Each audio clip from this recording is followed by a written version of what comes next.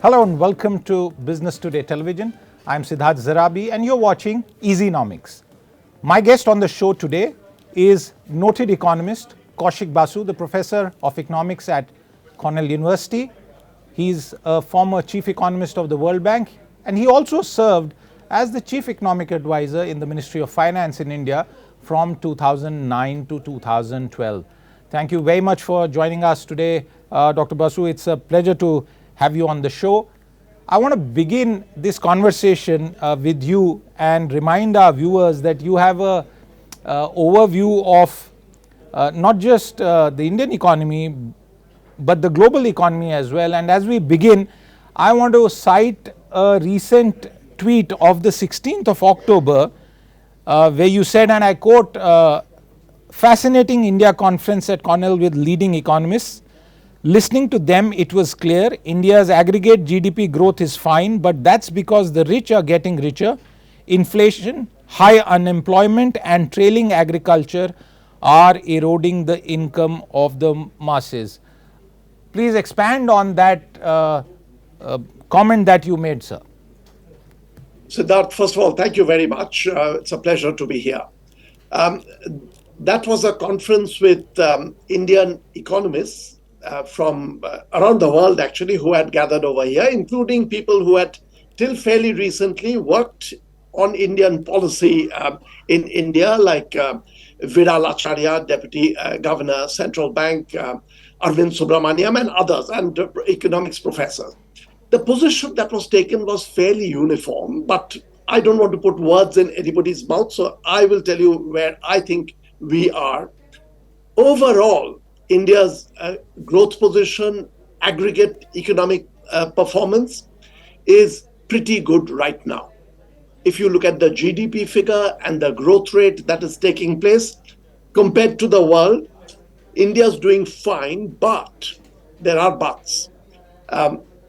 The main reason we are in a sweet spot now is that China has slid behind.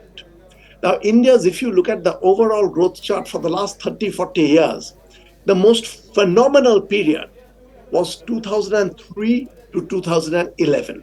India was performing at an extraordinary level. There was one dip in 2008 when the Great Recession hit the world. India recovered in 1 year. So, remarkable performance. But China was also doing very well. What is special now is India's overall growth is moderately good.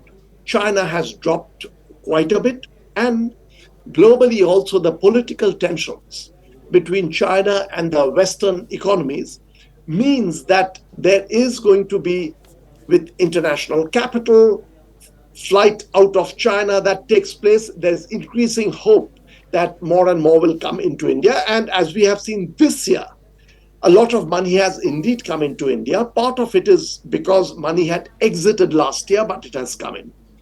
That's the grand aggregate scenario. Once you begin to scrape beneath this, there are worrying signs. And one of the big worries, Siddharth, is that we are not giving out the kind of data for which India was famous.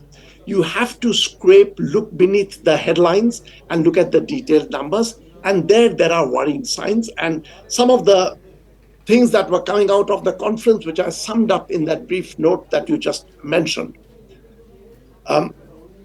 Two things I should point out. The one is unemployment, and in particular, youth unemployment is particularly high in India. India belongs now to the cluster of countries, mainly Middle Eastern countries, with shockingly high youth unemployment. India should not be there.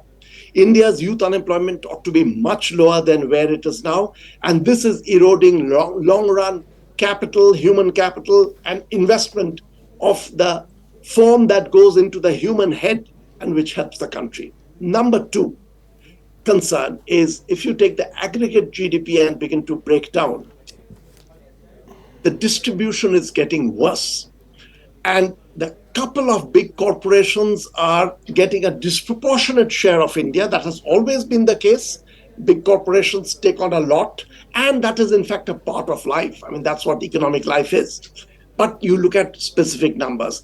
You know, the famous study on global inequality that came out last year with Thomas Piketty, Emmanuel Saez, and others authoring that. India's absolutely top corporations, the wealth that is captured, wealth that is in their hand, is back to colonial times. Not recent times, but back to colonial times. The sort of proportion that was there in the top 10% wealthiest people, their wealth, that ratio is back to colonial times. These are the danger signs. And the unfortunate thing is, whereas India was historically known as a country among developing countries, there were no parallels. India gave out the data, the numbers, good or bad, you look at it. What is unfortunate is that we are not doing that anymore. There is a complaint that we are not getting detailed numbers. And this we have to realize. India has enough strengths that we should not feel ashamed to give out that, yes, on unemployment, we are doing very badly. We need to make corrections. Can I point to one more indicator, which any economist will be looking at, but again, it's not receiving enough attention? The proportion of the national income that is saved or invested is the biggest driver of long-run growth. It may not make a difference tomorrow or day after tomorrow, but 2 years down the road, it's going to make a difference. If you look at India's investment rate or savings rate, over the last 10 years, a bit more than that, about 12 years, it's been a steady decline. India in 2010 used to look like an East Asian tiger. Massive amount being saved and invested, and that was beginning to have an effect on the economy. That has gone down steadily. We are back to about 30% from 39% investment and savings. These are matters which need corrected. And so my overall sense, if I may sum it up, we are in a sweet spot right now, but India's fundamentals, which used to be very strong, are getting eroded. Human capital in particular, I'm very concerned about, and this could spell a big problem for India in the medium to the long term. Multiple concerns that you raised there, Dr. Basu, and a pretty strong statement that fundamentals are getting eroded. Let me try and take up each of those points and bring out what has been said on some of these matters in India. For example, the point about unemployment. Now, I have with me the 9th October release of the periodic labor force survey, and you are aware of this. I don't need to tell you more about it, but the crux and the headline there is that according to this data and statement released on the 9th of October, unemployment in India fell to a 6-year low during the July 2022 and June 2023 period, including unemployment rate for persons aged 15 years and above being recorded at a 6-year low of 3.2% in the same period. How does this data given out by the government recently square off with what you have said, including your tweet also on this matter? Overall unemployment, if you look at, around 6% is not good, but not bad either. So we don't get alarmed at that. But it's youth unemployment, where the data that is being put out by International Labour Organization, the World Bank's World Development Indicators, has this data where India's youth unemployment, age 15 to 22, and mind you, I should clarify that this is people who are looking for work and not getting. So we are not counting people who are in college and don't want to work.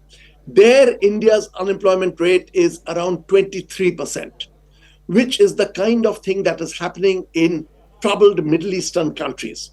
That's not where India should be.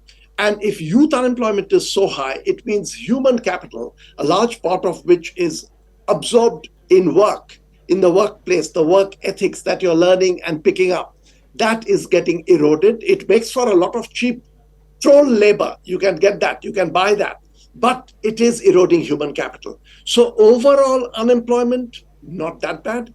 But youth unemployment is shockingly bad. And in the long run, that's what makes the big difference. And we should put out the data, make it available, and then begin to act on that.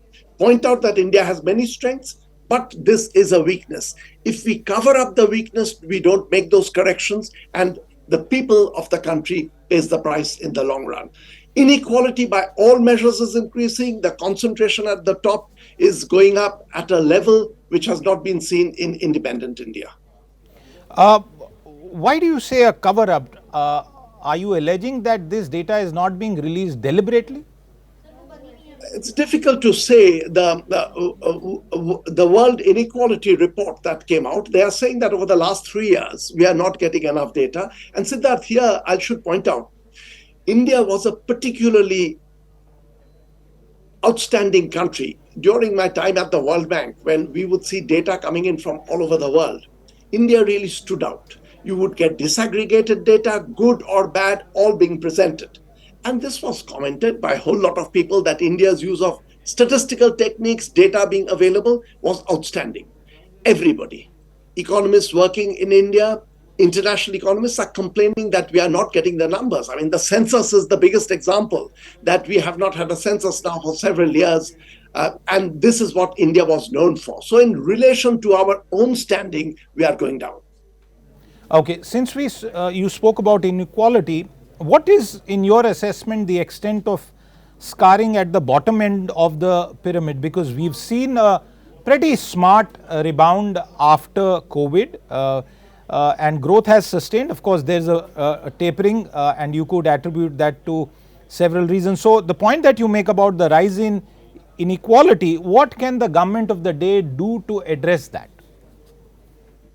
A couple of things. The growth rebound is true, no doubt about that. India's growth right now in the global cross-country scenario is pretty good. But we also have to remember that part of it is indeed a rebound. In 2021, India's growth was among the lowest in the world. It had really dropped during that year, the COVID time. And since then, we've got a little bit of the base effect. But let's not grudge that. Overall, on the global scenario, India is doing very well. We should feel good about it.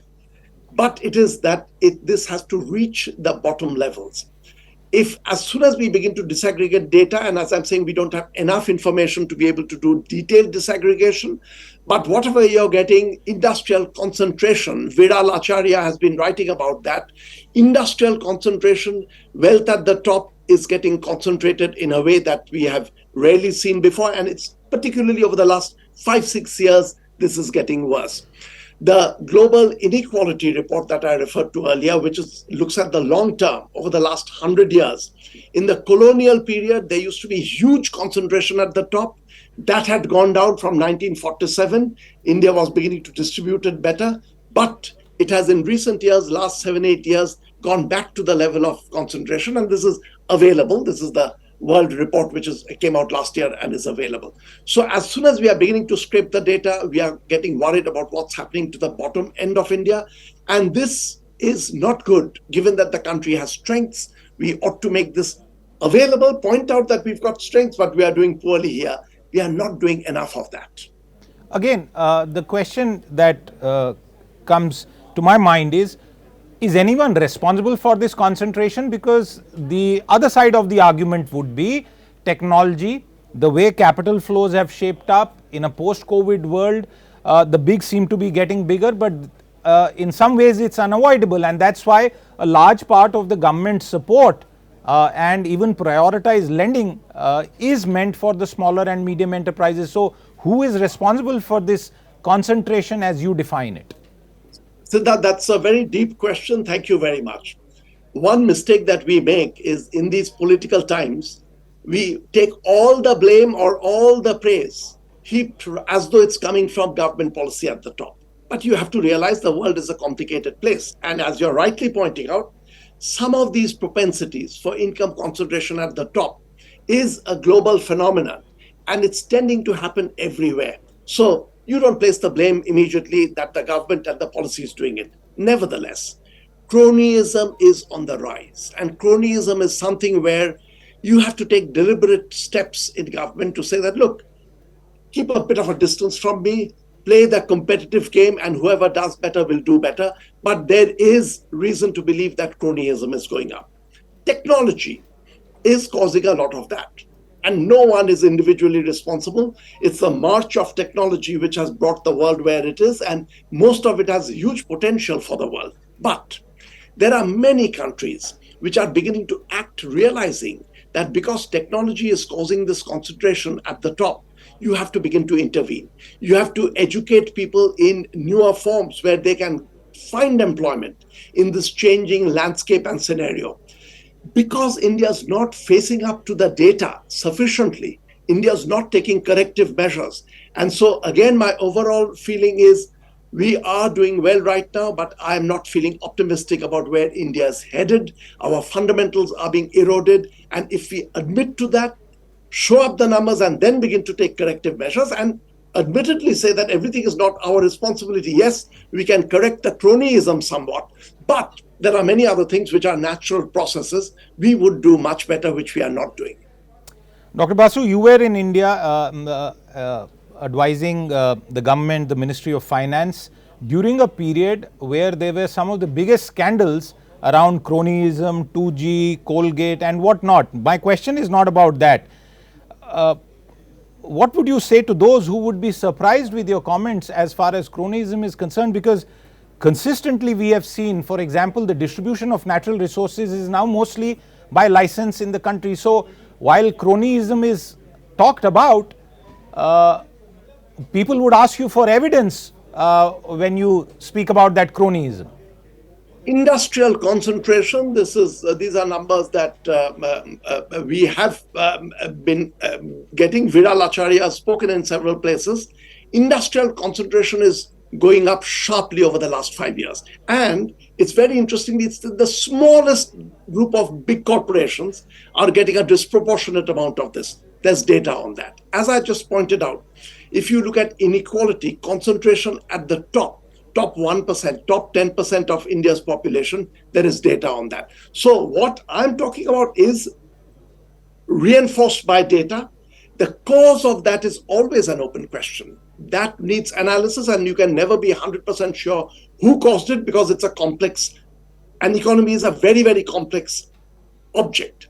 But if we have the self-confidence to say that, look, these are the weaknesses, we have to correct it, there is hope. But if we want to cover up everything with banner headlines about how India is doing very well, India's true standing in the world gets eroded. People will give lip service, but the standing of the country gets eroded and the country begins to do worse.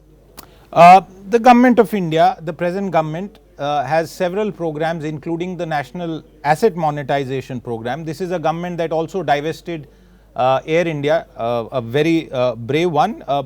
Step, and we'll hopefully see results on that accord. There are several other steps that deserve mention, including the cleanup of NPAs in our banking system, something that you have also spoken about in the past.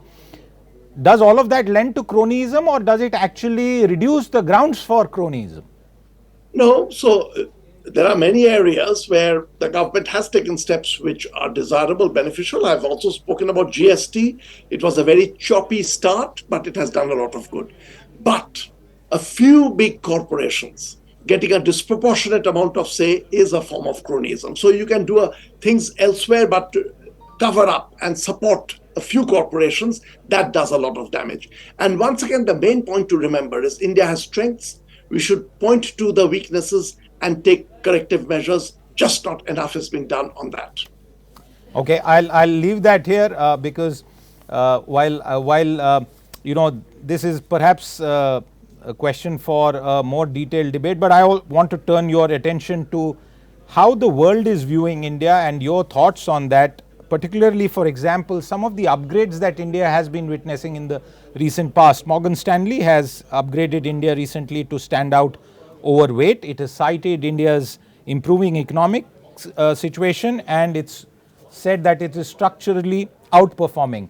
S&P Global just very recently said that India is set to become the third largest economy by 2030, overtaking Japan. Currently, we are the fifth largest, and it talks about a GDP of around 7.3 trillion by that time.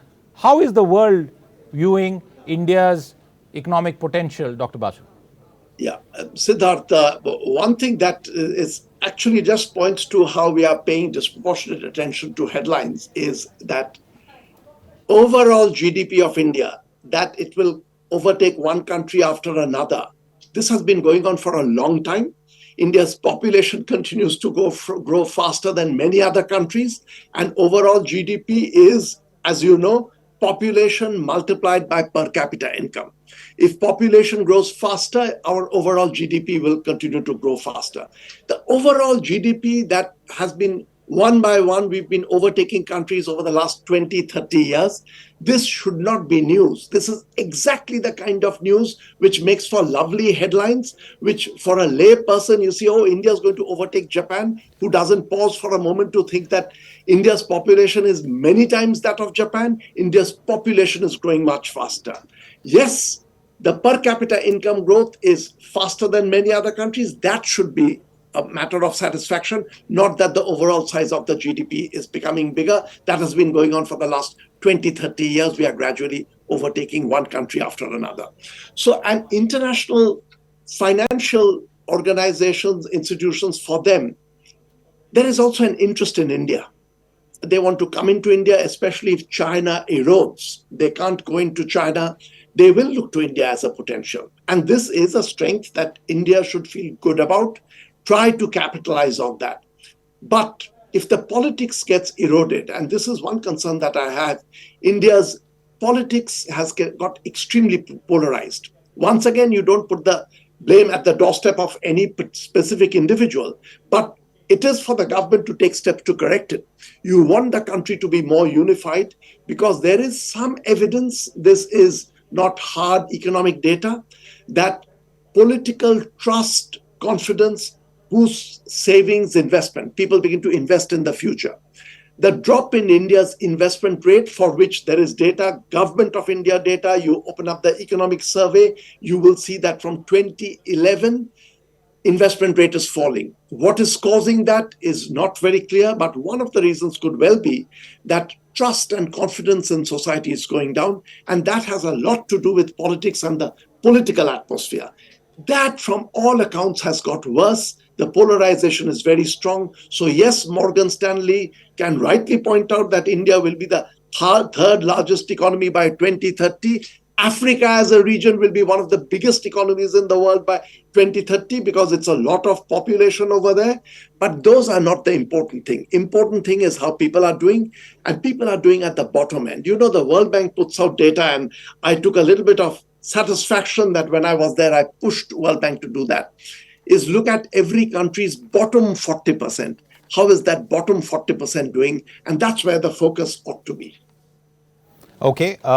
It's also true, since you mentioned Africa, there is a estimate by the IEA which says that India's electricity consumption will be much higher than all of Africa put together. But let's turn our attention to what's happening in the United States. US yields, bond yields, have surpassed 5% after 16 years, Dr. Basu. And this is obviously a cause of concern both in the United States and its possible impact in India. I want you to explain to our viewers what really is happening as far as the US economy is concerned. There was supposed to be a recession. It doesn't seem to have happened yet. Inflation persists and there's a bit of a back and forth. But treasuries are reacting, and reacting very, very volatile way. Siddharth, it's true that the 10-year bond yield now crossing 5%. This has not happened since 2007. So this is big news in the United States. Jerome Powell has commented on that. And the reasons for this, we have a fair understanding. There is the central bank over here, the Fed, trying to mop up liquidity. And the way you do that is you push up interest rates. I mean, that's the same thing that is done in India, that's done in the United States, anywhere in the world. Part of it is because of that. Inflation was a major concern, and there was effort to mop up money. What you point to about the worries stemming from this are true, but it's US is navigating a very, very difficult situation. Inflation has been the major concern, and I think a lot of the monetary policy here is geared towards mopping up the liquidity to control inflation, which has an impact very often on growth. Luckily, United States has not taken too big a hit. For the world, the rise in the 10-year bond yields in the United States, what does it mean for the world? India right now, being again with a reasonably good GDP growth, money flowing in, this is not impacting as negatively as it would, and that is to the credit of India that it's not having that kind of negative effect.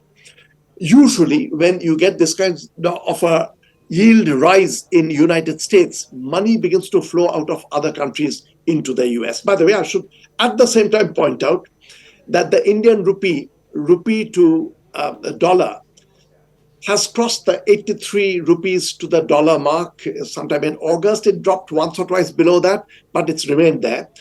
That's not good or bad, but given that India's stated objective was to make the rupee stronger, that has not happened, especially from August. It's been hovering above 83 rupees. Part of that is the higher returns in the United States and the money coming in over here.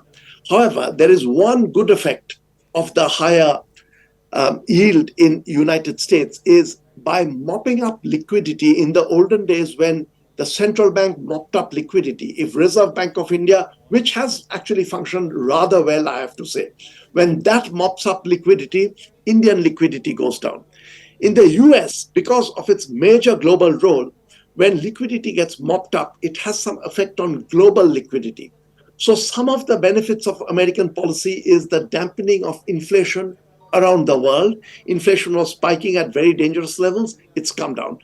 But I hope that the current strength of the Indian economy enables it to weather over this period when the US's returns, the yields happen to be high. And from the statements that we've got from the US Fed, the interest rates will be held high, which means this is going to be a period of this. But India has current strengths which should enable India to ride over this period well.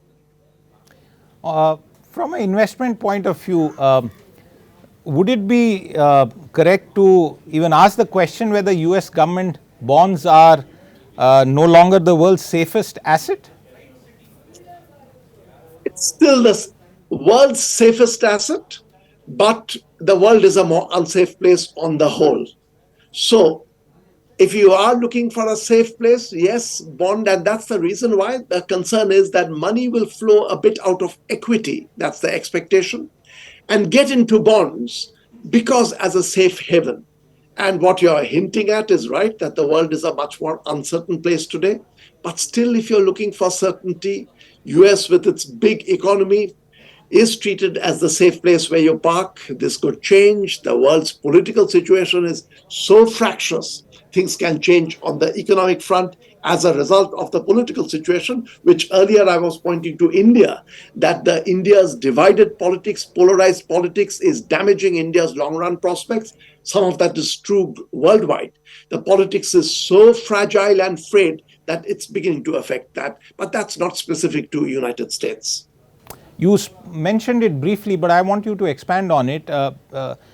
What do you think the US Fed is really signaling? Because there's a bit of a struggle really between signaling the fact that it wants to control inflation and the fact that it means that interest rates are going to remain high for the near future, Dr. Basu. That is the expectation. And you have to remember one thing, Siddharth, that an inflation of 6%, 7% for a lot of the emerging world, the developing countries, is not extraordinarily high. It's high, not extraordinarily high. For an advanced economy like United States, that kind of an inflation is intolerable. It makes people very, very restless. So the American Fed begins to act more aggressively on that. And so inflation is, I believe, in the case of the United States, the number one target. And the policies that you're seeing coming out of the Fed, it is to make sure that inflation does not rise. On the elevated levels of interest rates, the world has also gone through a long stretch of very, very depressed interest rates with a bunch of countries in negative interest rate regime for a long time. This was almost a trap which was being pointed out when I was in my last years in the World Bank. I would go to Europe and individual policymakers would come and lament that we want to raise interest rates, but we cannot do that alone. We need a global collective effort to raise interest rates. For good or for bad reason, it's the shock in the world, the global economy doing badly, which has led United States and advanced economies to at last break out of that low interest rate trap. And I think there is now a bit of an effort. And this, in the case of United States, there have been public statements that they do want to hold up the interest rates high, at least for a while, to get the economy back to where it was over a long period of time. This was lost. So I think we will have to live with that. And what you can do in other emerging economies, what we can do in India is to have policies, short-run policies, which are strong enough. And India has strength over there to ride over that. But I can't help pointing out that our fundamentals are getting weakened. The long run, you have to keep a watch. Firefighting for today must not mean that you don't spend time on putting out, creating an environment where there are fewer fires. And that's what a developing country ought to do. Well, that's a point that you made repeatedly, but I want one last question, and this is to those people, especially market watchers. Is the era of cheap money and massive amounts of liquidity well and truly over, Dr. Basu? I don't think so. I mean, nothing gets over in economics when interest rates were low for a long time. The question was being asked that, are we now forever in this regime of low interest rates where it's hovering between zero and negative? No. And now that the interest rates have gone up and the US is giving out enough signals that they are going to hold the yield and the interest rates high, people are beginning to say, is this the new era? But no, I don't think so. It'll be a period of that, and we are going to go back, and we ought to retain the flexibility to handling the fact that there will be a change once again. And has the back of the inflation spiral been broken globally? The one that we saw after the energy crisis and other related issues? I think so, but I have to put in a caveat. The inflation was caused not so much by liquidity, but I think the disruptions in supply chain bottlenecks. So as you know, a lot is being written that unlike in the olden days, when if one part of the globe it's negatively affected, that part of the globe has to handle that problem. Now, a supply chain may be disrupted. So if food grain does not manage to exit from the ports in Ukraine, Africa may begin to see rises in the price of food. And so these long supply chains with disruption in global markets, I think was the primary cause of inflation. But once inflation takes place, I know this because I was in government of India when inflation was very high. One inflation gets parked off. You have to act with monetary policy. Even if the origin of that inflation is not monetary policy, you have to use monetary policy to correct it. In this case, this was a bit of a blessing in disguise, because the world was caught in a low interest rate trap and they were not being able to break out of it. Whichever country raised interest rates, there would be an appreciation of that country's currency. Exports would go down, so no one was moving. The shock now, which came from, I believe, from non-monetary sources, triggered monetary policy action. And that is the origin of the monetary policy action that you're seeing. And my expectation is that inflation is not going to rise immediately, but I am, as an economist, I'm worried about making these predictions because we do know that something that goes wrong in the world, completely unexpected, a war breaking out somewhere, could cause prices to go up, and it's a globalized world. It's immediately going to go cascading through the world. Fingers crossed that won't happen. Monetary policy around the world, we are pretty much on top of that, from advanced economies to emerging market economies. So we are not going to cause it, but a war and conflict could, but fingers crossed that won't happen. And how has the RBI done as far as inflation management, along with the government North Bloc, is concerned in India? I think, RBI has handled this pretty well. The exchange rate also and the inflation in India has been managed pretty well. Exchange rate, India's rupee now is the weakest it has ever been. That in itself does not worry me, but given that the government's stated objective was to go in the other direction, it has not done what it was expected to do. But I think the Reserve Bank of India is being very sensible. Its policy of releasing, it's a managed float that India does, releasing and pulling back foreign currency from the economy. It's done that pretty well. So if you look at exchange rates, I'm a bit obsessed with exchange rates, so I do observe the trend. It's done reasonably well, flickering around that. And also inflation in India has been brought under moderate control. You have to keep a watch, but no, RBI gets good score on its management of monetary policy. It's the political situation that worries me in India immensely, and I feel this can destroy the long-run prospects of the economy unless we manage that much better. All right, Dr. Basu, thank you very much for your time with us today, for taking those questions and expanding on your views as far as the Indian economy and the global economy is concerned. Thank you very much for your time with us today. Viewers, with that, it's a wrap on this conversation. If you've been, thank you very much for watching.